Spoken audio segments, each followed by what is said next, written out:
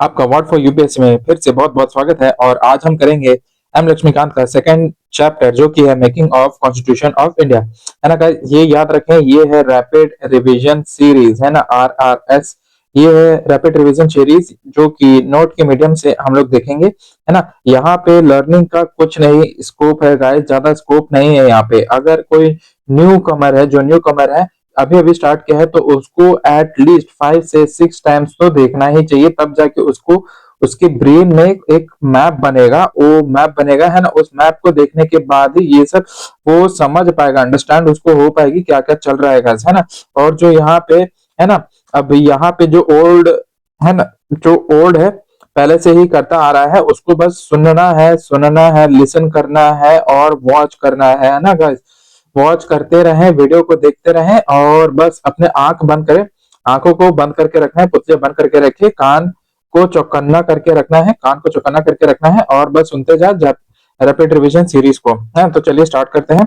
हम लोग सीधा नोट्स के मीडियम से देखेंगे। Demand for constituent assembly first proposal कब आया था? 1934 में आया था भाई एम एन राव। ये कौन थे? कम्युनिस्ट लीडर थे। First official demanded by INC. INC ने कब डिमांड किया था? 1935 में किया था। नेहरू डिक्लेरेशन कब हुई थी? 1938 में। Constitution bye constituent assembly elected on adult franchise और आईएनसी रेजोल्यूशन 1938 में हुआ था।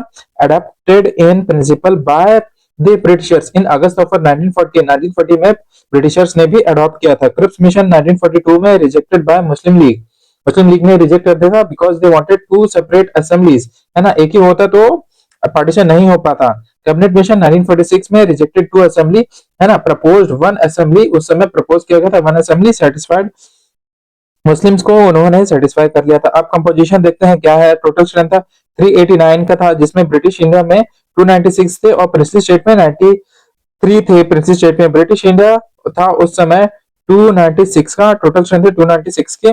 अब आगे देखते हैं 292 में 292 फ्रॉम 11 ब्रिटिश गवर्नेंस प्रोविंस थे और 4 from 4 provincial commissioners and one H. हर एक प्रोविंस में 4 प्रोविंस थे और 4 में से एक एक जन आए थे। एलोकेशन क्या हुआ था? 1 सीट पर मिलियन पॉपुलेशन अप्रॉक्स एस्टिमेट किया गया था। Seat divided among 3 communities, 3 community में डिवाइड किया गया था, general, Muslims and Sikhs. Proportional population के अकॉर्डिंग हुआ था। और इलेक्शन कैसे हुआ था? Indirect by provincial legislative assembly and limited franchise थी। और उस समय क्या मेथड यूज किया था? Proportional representation plus single transferable vote था।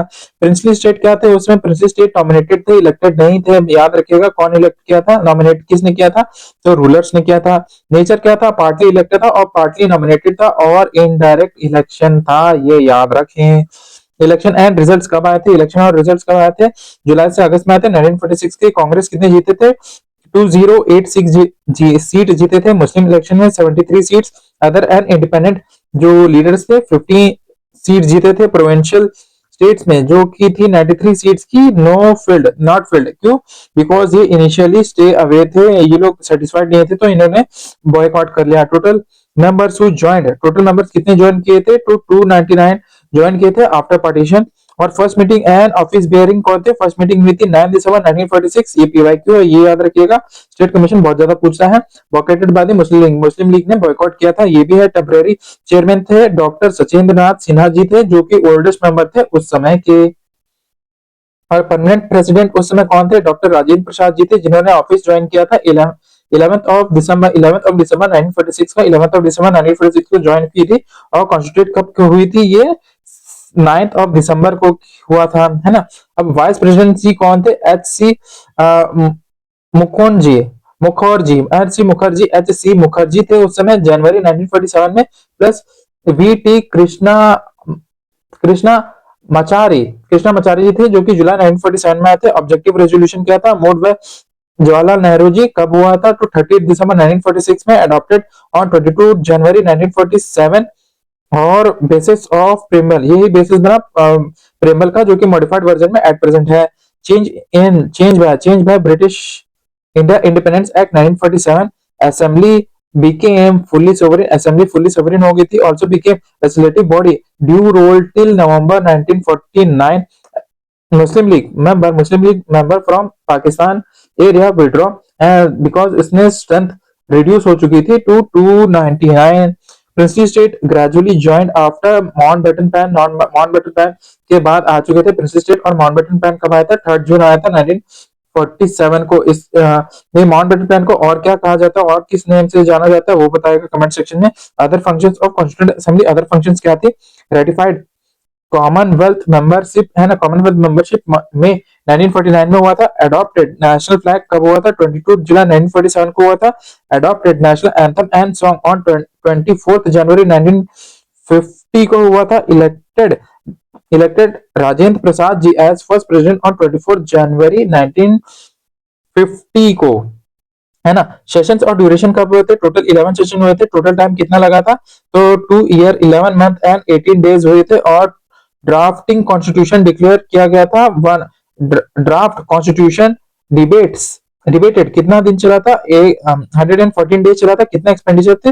64 लाख उस समय लगे थे। और इंपॉर्टेंट कमिटी जो मेजर देख लेते हैं। यूनियन पावर किसका था? जवाहरलाल नेहरू जी के पास यूनियन कॉन्स्टिट्यूशन, जवाहरलाल नेहरू जी के पास प्रोविंशियल कॉन्स्टिट्यूशन, सरदार वल्लभ भाई पटेल जी के पास ड्राफ्टिंग कमेटी किसके पास थी उस समय? थी भीमराव अम्बेडकर जी, डॉक्टर भीमराव अम्बेडकर जी, जो कि बहुत ज्यादा इंपॉर्टेंट है। Advisory committee for fundamental right minorities and tribal area थे सरदार पटेल जी के। सरदार पटेल जी और कहाँ पे थे? यहाँ पे थे। प्रोविंशियल कमेटी भी देख रहे थे। रूल ऑफ प्रोसीजर कौन देख रहे थे? राजेंद्र प्रसाद जी थे। स्टेट कौन देख रहे थे?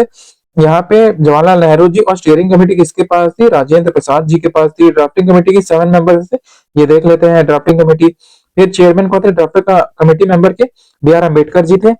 और अदर जो इंपॉर्टेंट मेंबर है एन गोपाल स्वामी अय्यगार थे और Alauddin Krishna Swami Ayyangar, K.M. Munshi ji, Syed Mohammad Sadulla, please pronunciation के लिए माफी, है ना। N Madhav Rao replace B L Mitter, T Krishnamachari replace DP खयातन जी को। फर्स्ट जो ड्राफ्ट था फरवरी 1948 को हुआ था। सेकंड ड्राफ्ट आया था अक्टूबर 1948 को था। फाइनल ड्राफ्ट जो प्रिपेयर हुआ था 4 नवंबर 1948 को हुआ था। और इनैक्टमेंट देख लेते हैं। फर्स्ट रीडिंग 4 से 9 नवंबर को हुई थी 1949 में। सेकंड रीडिंग हुई थी 15 नवंबर 1948 से लेके 17 अक्टूबर 1949 तक हुई थी। टोटल अमेंडमेंट इसमें 7653 अमेंडमेंट्स प्रपोज किए गए थे, जिसमें से 2473 डिस्कस किए गए थे, है ना। और थर्ड सेशन होगा ये होगा कॉन्स्टिट्यूशन अडॉप्ट कब किया था? अडॉप्ट किया गया था 26 नवंबर 1949 को अडॉप्ट किया गया था। और प्रियम्बल यहाँ से इनैक्ट, और प्रियम्बल को इनैक्ट लास्ट में किया गया था, जो कि हुआ था 26 जनवरी 1950 को हुआ था, है ना। और यहाँ पे 26 नवंबर 1949 को ये हो गया था, अडॉप्ट कर लिया गया था, है ना। और टोटल इसमें क्या है? प्रियम्बल था, 395 आर्टिकल्स थे और 8 शेड्यूल हुआ करते थे। एनफोर्समेंट क्या थी? सब प्रोविंसेस में होगा था। Citizenship, election, provincial parliament etcetera. 26 नवंबर 1949 को। और जो मेजर पार्ट था वो 26 जनवरी 1950 को हुआ था, जो कि रिपब्लिक डे अब मनाया जाता है। रीजन ऑफ 26 जनवरी था, ये था हमारा पूर्ण स्वराज उस समय डे हम लोग सेलिब्रेट करते थे 1930 में। ये हिस्ट्री का पार्ट है, हिस्ट्री में डील करेंगे। आगे चलते हैं। की फैक्ट फिर से देख लेते हैं। Doctor Bhimrao Ambedkar ji is the father of Indian constitution और चीफ आर्किटेक्चर। कॉन्स्टिट्यूशन डे कब मनाया जाता है? 26 नवंबर, क्योंकि है ना। कब डिक्लेयर किया था? 2015 में डिक्लेयर किया था। इस समय कॉन्स्टिट्यूशन को अडॉप्ट किया गया था। और इनटू फोर्स कब आया था? 1950 को आया था। 1950 को आया था ना, 1950 को आया था जनवरी को। Constituent Assembly continued as provincial parliament till 1952 को इलेक्शन तक चला था। असेंबली स्टडीड अराउंड 60 कंट्रीज की कॉन्स्टिट्यूशन को पढ़ा गया था। कांग्रेस एक्सपर्ट कमेटी 1946 की थी, है ना। कब अपॉइंट की थी? 8 जुलाई 1946 बाय आईएनसी। प्रपोज क्या था? Prepare matter for constituent assembly. Chairman कौन थे? जवाहरलाल नेहरू जी थे। मेंबर कौन थे? है ना, असफ जी थे, मुंशी जी थे, गोपाल स्वामी अय्यरगन, शाह जी थे और गदगिल जी थे, है ना। और कबीर जी थे और संतानाम जी कोऑप्टेड बाय कृष्ण कृपलानी जी थे। और सिटिंग कब हुआ था? न्यू दिल्ली में हुआ था। 20 से 22 जुलाई 1946 में बॉम्बे में हुआ था। और 15 से 16 अगस्त 1946 में रूल्स क्या थे? डिस्कस प्रोसीजर की थी। कमेटी किया था ड्राफ्टेड ऑब्जेक्टिव रेजोल्यूशन। बेसिस क्या था? Nehru resolution. Granville Austin has set India on road to present constitution suggestion on autonomous area, central provincial power, princely state and amending power, है ना। अब क्रिटिज्म इस constituent assembly of constituent assembly देख लेते हैं। Non representative था, indirect election हुई थी, नो यूनिवर्सल अडल्ट फ्रेंचाइज थी, नॉट सोवरेन था, क्रिएटेड बाय ब्रिटिश प्रपोजल्स था, सेशंस विद ब्रिटिश परमिशन से प्रपोजल्स लिए जाते थे, सेशंस लिए जाते थे, टाइम कंज्यूमिंग था, took around nearly 3 days versus US का 4 month में ही हो गया था। Nazruddin Ahmad called as drafting committee, है ना। नजरुद्दीन शाह जी ने ऐसे बोला था। कांग्रेस डोमिनेटेड था, तो कांग्रेस डोमिनेटेड हो गया। लॉ एंड पॉलिटिकल डोमिनेटेड था, हिंदू डोमिनेटेड था, ये भी कहा गया था, है ना। अब इंपॉर्टेंट फैक्ट देख लेते हैं। सिंबल कौन है एलिफेंट का है। कॉन्स्टिट्यूशनल एडवाइजर कौन थे, बी एन राव जी थे। कॉन्स्टिट्यूशन सेक्रेटरी कौन थे, एच वी आर अय्यागार थे, अय्यारगार जी।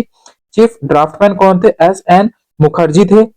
कैलोग्राफी किसने की थी ओरिजिनल इंग्लिश में, प्रेम बिहारी नारायण राय ज्यादा, है ना।